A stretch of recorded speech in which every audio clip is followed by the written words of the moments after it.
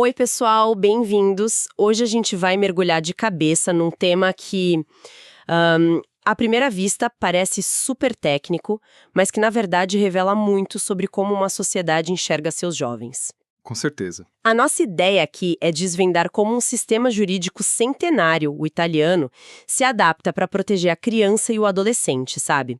Tentando equilibrar duas forças que parecem opostas, a proteção e a autonomia. Um equilíbrio bem delicado. Exato. Para fazer isso, vamos analisar de perto os artigos 343 a 399 do Código Civil Italiano, que é a nossa fonte principal. Então, a grande pergunta que guia a nossa conversa é: como essa estrutura legal funciona na prática? Vamos começar pelo início de tudo. Em que momento o Estado italiano decide que precisa, de fato, intervir na vida de um menor? Olha, esse ponto de partida já nos dá, a primeira grande pista da filosofia por trás da lei. A tutela se abre, segundo o código, quando os pais não podem exercer a responsabilidade genitorial. A responsabilidade parental. Exato, a responsabilidade parental. E essa palavra responsabilidade não está aí por acaso, tá? Uma grande reforma em 2013 trocou a expressão antiga que era potestade genitorial. Poder parental. Isso, poder parental. Parece só uma troca de palavras, mas imagino que o impacto seja bem maior. De poder para responsabilidade. É uma mudança de paradigma completa. Sai a ideia de que os pais têm poder sobre a criança, sabe? Uma visão quase patrimonialista. Sim. E entra a ideia de que eles têm uma responsabilidade para com a criança.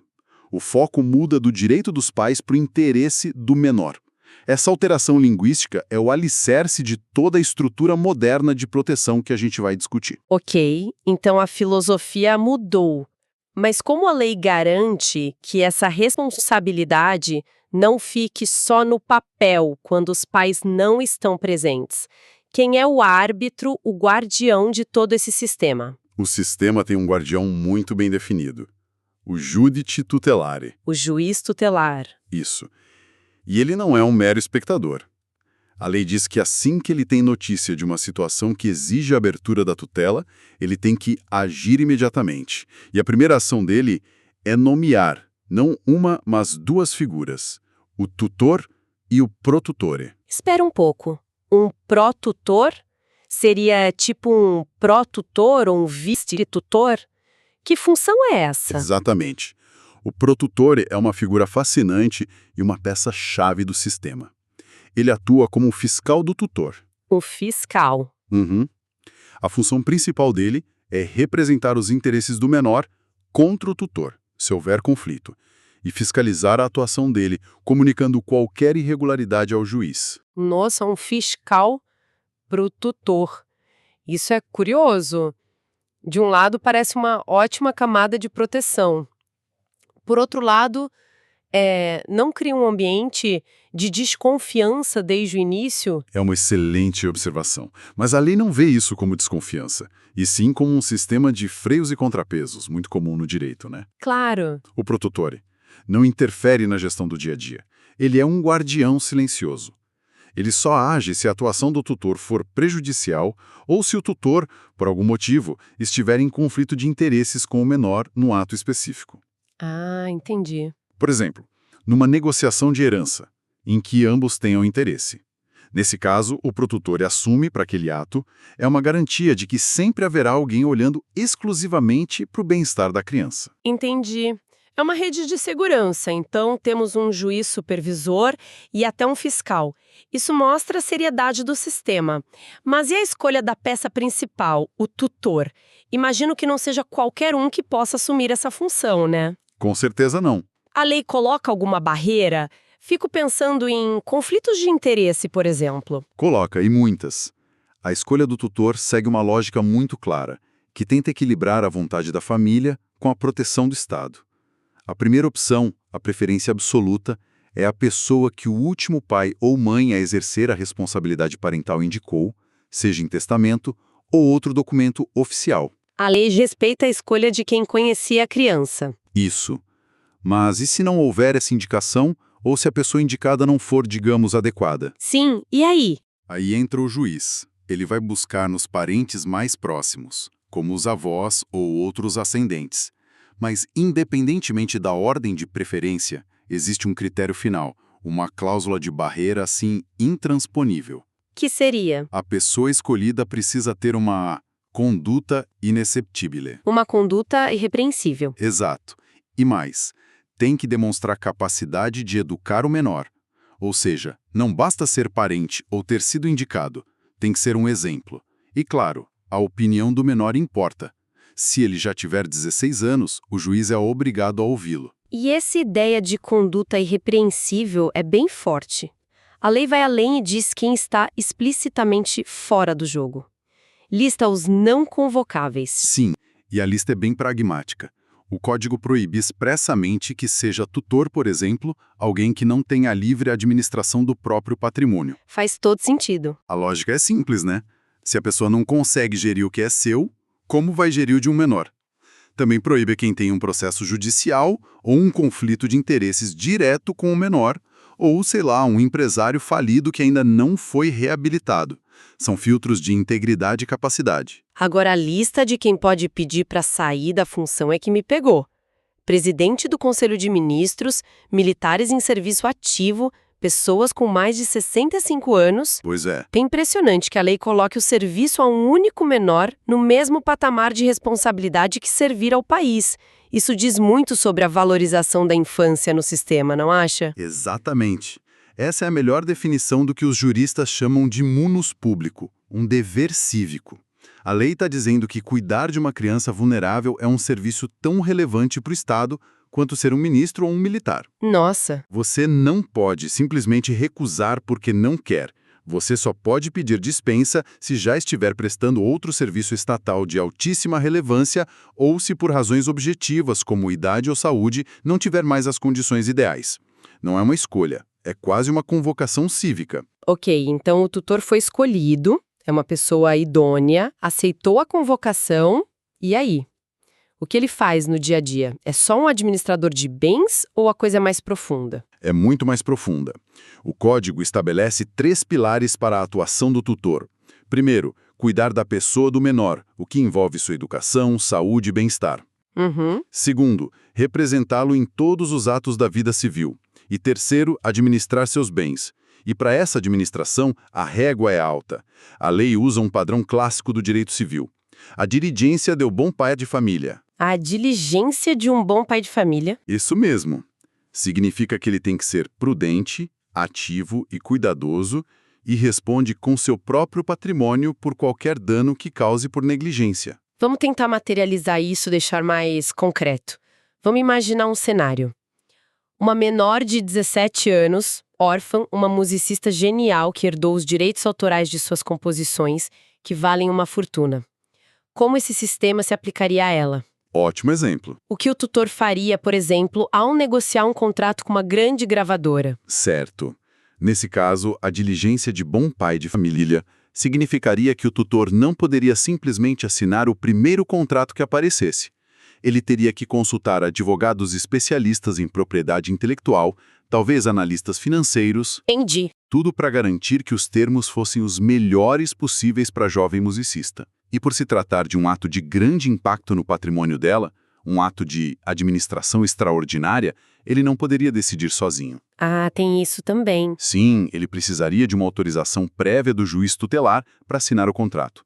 O juiz analisaria o negócio para confirmar que ele serve ao melhor interesse da menor. E todo esse trabalho, essa responsabilidade imensa, é voluntário. Em princípio, sim, a tutela é um ofício gratuito. Mas a lei é inteligente. O mesmo artigo que diz isso também permite que o juiz fixe uma equal dignità. Uma indenização justa? E isso, uma indenização justa. Especialmente em casos como o da nossa musicista, em que administrar o patrimônio exige um trabalho complexo e de muita responsabilidade. É o equilíbrio entre o dever cívico e o reconhecimento do esforço real. Certo. Então, o sistema de tutela cria essa rede de proteção muito robusta, com vários níveis de supervisão. Mas a vida não é binária 8 ou 80, né? Existe uma zona cinzenta onde o menor não é mais uma criança, mas ainda não é um adulto pleno. Exato. É aí que entra o conceito de emancipação, que na Itália, pelo que eu vi nas fontes, tem umas particularidades bem interessantes. Exatamente. E o sistema italiano de emancipação foi muito simplificado. Hoje, a forma principal de se emancipar é de direito. Ou seja, automática. Automática. Ela acontece quando o menor, com a devida autorização judicial, se casa. A lei eliminou a antiga emancipação por decisão judicial, sabe? Vinculando essa mudança de status a um ato que, por si só, já representa um novo projeto de vida familiar e social. É interessante essa simplificação, mas vincular a emancipação apenas ao casamento não parece um pouco anacrônico em pleno século XXI? E um jovem prodígio da programação, com 17 anos, que cria um aplicativo de sucesso, mas não tem a menor intenção de se casar, ele fica preso no sistema de tutela ou curatela até os 18 anos. Essa é uma excelente provocação e toca no ponto central da filosofia atual da lei. A emancipação via casamento, na verdade, não concede capacidade plena. É uma capacidade limitada para os atos do dia a dia. A chamada administração ordinária. Certo. Para atos mais complexos, o menor emancipado ainda precisa da assistência de um curador. Mas para o seu jovem programador, a lei tem outra porta. Uma que talvez seja até mais poderosa e moderna. E qual seria? A autorização para exercer uma atividade comercial. Ah, aqui a história fica boa. Quer dizer que existe um fast track para autonomia via empreendedorismo? Exatamente. O menor emancipado pode pedir ao tribunal uma autorização para abrir ou continuar uma empresa. Se o tribunal, após analisar o caso e ouvir o curador, e, se possível, os pais, conceder essa autorização, acontece algo notável. O que seria? É um imenso voto de confiança na maturidade daquele jovem. E quais são as consequências práticas desse voto de confiança? Ele pode tocar a empresa e só. É muito mais do que isso. E aqui está o pulo do gato do código. Uma vez autorizado a ser um empresário, o menor emancipado adquire a capacidade de praticar sozinho todos os atos que excedem a administração ordinária. Todos os atos. Todos. Mesmo que esses atos não tenham nada a ver com a sua empresa. Ele pode comprar um imóvel, aceitar uma herança, investir na bolsa, tudo sem a necessidade do curador. Uau! Então, na prática, a lei confia mais na maturidade de um jovem para gerir uma empresa do que no simples fato dele ter se casado. É isso? Precisamente. Você captou a essência. O casamento confere um novo status social e, com ele, uma capacidade civil limitada e assistida. A autorização para empreender, que exige uma avaliação judicial concreta de maturidade e competência para os negócios, confere uma capacidade quase plena. Impressionante. É o reconhecimento pragmático de que a maturidade para o mundo dos negócios é um indicador poderoso de capacidade civil geral. Então, para amarrar tudo, o que a gente viu aqui foi a anatomia de um sistema que evoluiu. Passou de uma lógica de poder para uma de responsabilidade. Criou uma estrutura de supervisão com um juiz e até um fiscal para o tutor e estabeleceu critérios rigorosíssimos para quem assume o cuidado de um menor. E na transição para a vida adulta, ele oferece dois caminhos bem distintos. Exato. Um status de emancipado pelo casamento, mais contido e supervisionado, e uma quase maioridade para o jovem que demonstra maturidade no mundo dos negócios. Uma visão bem moderna, no fim das contas. Exatamente.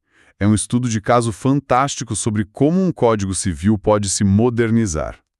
E essa jornada pelo código italiano nos deixa com uma pergunta para pensar, especialmente para quem atua no direito no Brasil. Qual seria? Como este modelo, com sua forte supervisão judicial e principalmente com a figura específica do pró-tutor para fiscalizar o tutor, se compara ao nosso sistema? É uma boa pergunta. O nosso ordenamento, regido pelo Código Civil e pelo Estatuto da Criança e do Adolescente, tem mecanismos de fiscalização da tutela tão explícitos e personificados quanto a figura do protutor italiano. A formalização de um fiscal do tutor em nosso direito poderia ser uma camada extra de proteção real para as nossas crianças e adolescentes ou criaria uma burocracia desnecessária. Fica a reflexão. Essa conversa abre a cabeça, né? Fica o convite para a gente pensar em como o nosso próprio sistema se compara. Agradecemos muito a sua companhia nesta análise. Foi um prazer. Se curtiu a discussão, segue a gente aí e ativa as notificações para não perder as próximas.